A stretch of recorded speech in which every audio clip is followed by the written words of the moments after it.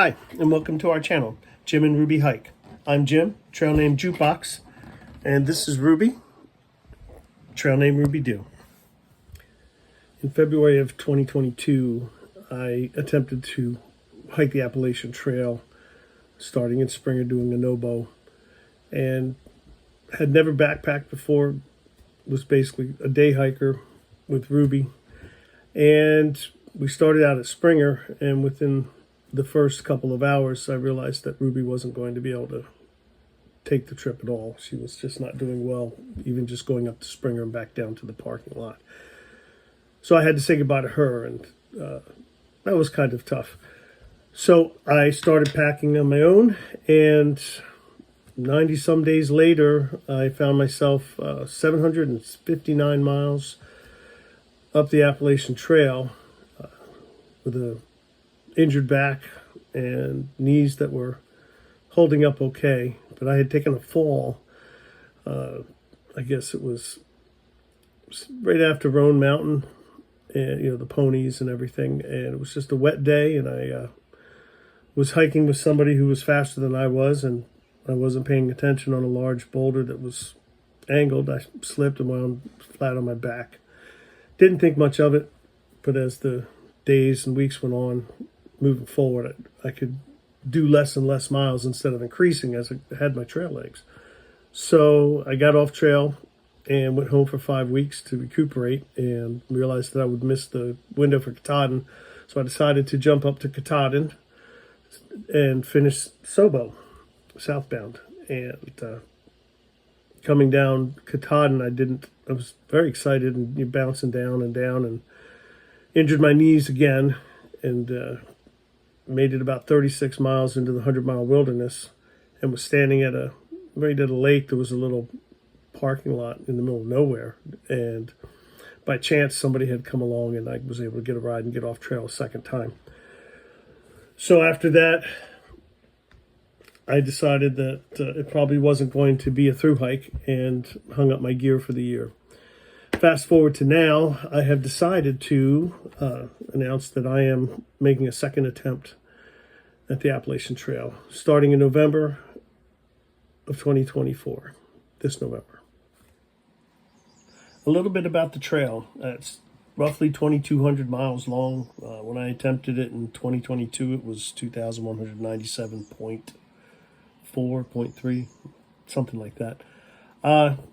If you're going northbound or no-bow, you start out in Springer Mountain, Georgia, and you finish in Baxter State Park at Mount Katahdin in Maine.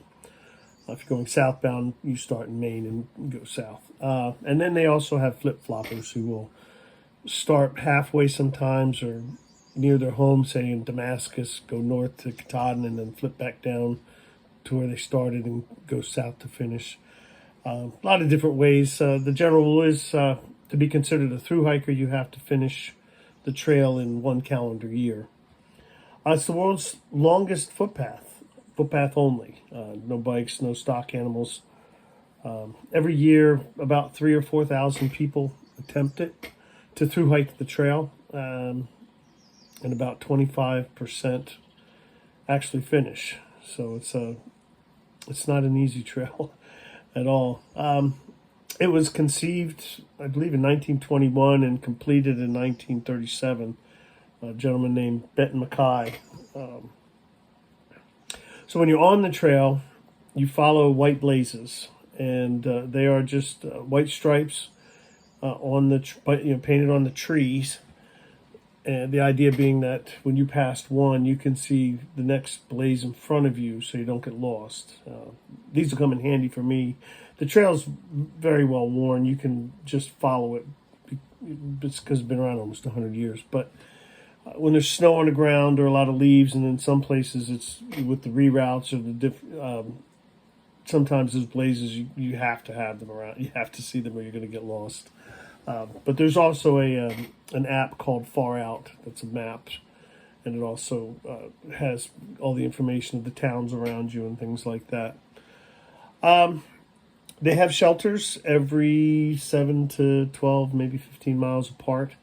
And these are just simple log cabin looking 3-sided structures with a roof and a raised floor, and you basically just put your sleep system out, and they can fit 6 to 12 people. Although if it's really bad weather and you're in the Smokies where you have to stay at the shelters, it can get you can get quite cozy. Yeah, earplugs. A lot of people snore.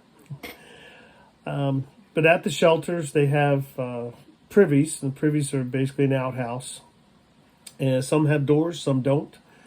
If they don't have a door, they're usually facing just a beautiful view. So it's kind of a nice way to take care of that business. And then some of the shelter areas will have bear boxes, and these are just big metal boxes to put your food in. And smellables like things like chapstick and your medicines, anything that a bear might smell, you put in there at night. If they don't have those, a lot of people do bear hangs. Simple bear, they hang their food in a tree, and there's a couple of different methods. I don't use bear hangs. I use a bear vault, bear canister, and those you just have to put away from the camp area, about 70 to 100 feet, I believe, somewhere in that range is the rule. And you just kind of put it on the ground around some rocks or in some logs, and if they get on it, they won't be able to get in it. The idea being you don't want the bears to get human food because they say the rule of thumb is a fed bear is a dead bear. So they're trying to really enforce that part of it, to just really have folks be mindful of their food, and that's a great idea. So then the support on the trail is incredible. They have trail angels that do trail magic, and trail angels are people that will come up to a trailhead where road crosses the Appalachian Trail, and they will set up sodas and chips or candy, fruit, waters, all the way up to this wonderful gentleman named Fresh Grounds. That's his trail name. But he owns the Leapfrog Cafe, and every early spring he is out following the hikers and feeding them for free. He does it all with just donations, and it's restaurant style food. It's not somebody out there with a Blackstone. It's a professional get up, and he just loves the community, loves the hikers. And after you're done eating, he'll ask you 2 questions, or he'll ask you 1 question and say, "Do you have enough to eat?" And then he'll tell you to be safe out there. And it's people like him that really do a lot for the trail. Other trail angels will leave water where there might be an area. Some places in Pennsylvania and in Virginia, there's long stretches without water sources. So people will hike in 5, 10, 15 1-gallon bottles of water for the hikers to refill their water. So other trail angels provide shuttles, and you go on the Far Out app, and when you find out where you're close to, it'll show what hostels are around, what shuttle drivers are around. And you give them a call, and for gas money, they come and pick you up and take you into town. They'll drop you off at a hotel, or if you're just going into town to resupply, they'll drop you out to Walmart, wait, and then take you back to the trail if that's all you want to do in town. So it's just an amazing group of people. Some folks one morning was walking, it was miles either way to a road, and somebody had hiked in fresh fruit in a cooler, and apples, oranges, bananas, the stuff that you don't get to eat. So it was really true trail magic. And so they're wonderful people, and they really do care about the community. A lot of the trail angels are previous thru hikers, and they just after the trail changes their lives enough they want to be a part of it still, and want to do something good for the hiking community. And so then the next set of trail angels, speaking of, is the hostels. And there's a hostel network from Georgia to Maine of some of the best people in the world. I stayed at a lot of the southern hostels, and they were just fabulous. I think all of them were run by, if not owned by, previous thru hikers. And the ones that I were able to spend some time with talking to talked about how the trail changed their life so much when they got off trail. They ditched their old lives and went to work and own a business that supported the hiking community. And these hostels will have bunk rooms, private rooms, bathrooms with laundry facilities. Some do the laundry for you. Some offer breakfast and dinner. Mountain Harbor in North Carolina or Tennessee, one right around that area, is an amazing place. I'd highly recommend it. It's a B&B as well, and their breakfast is claimed to be the best breakfast on the trail.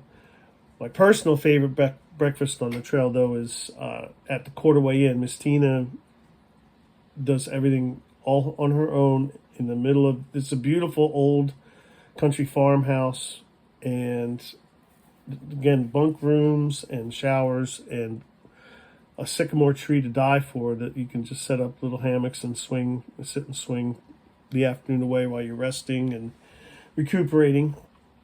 But any of the hostels, though, they're all amazing. Above the Clouds, Around the Bend, Stanimals, Standing Bear, just great people. And they work with thru hikers, section hikers, weekend folks that just want to come out. You can go to one of the hostels and you park and stay overnight, and they'll shuttle you to, a couple days out, and you walk back to the hostel, and you can experience some time on the trail doing that. So if you haven't guessed, it's the people on trail that really make it what it is. Between the support and the folks you're hiking with, you hike with folks from all around the world, and it's an amazing group of people. I met people from all over the world, all over the country. Had some great conversations with folks I probably would have never met otherwise, and had met people that were in such different lives, but yet we all were there with our packs and the adventure of wanting to go 2,200 miles. So you have that in common, and with the two things you don't talk about on trail, politics, religion, it makes it very easy for it to be a very friendly community. And then the towns around, from the, as far as I got up, places like Damascus, Virginia, big trail towns. They really do. Hot Springs, North Carolina, big recommendation. Go there. It's amazing. The trail runs right through town. You just can't beat it. The Smoky Mountains were my favorite. I can't wait to go through them again. It's why I'm leaving in November. I want to try and get through the Smokies before Christmas to beat the weather, because I went through there in early March and it was snowy. So I figured, well, maybe it'll be a little easier at the middle of December. It won't be so snowy yet. We'll see. So a lot more to come. I'm gonna have some more videos to put out. I'm gonna try and get a video up on YouTube every 2 or 3 days while I'm out. There is places where there's no cell service, but when I hiked in 22, I very rarely, unless I was someplace where I was low into the mountain in a gap. Otherwise, if you're up top, you can generally get a signal.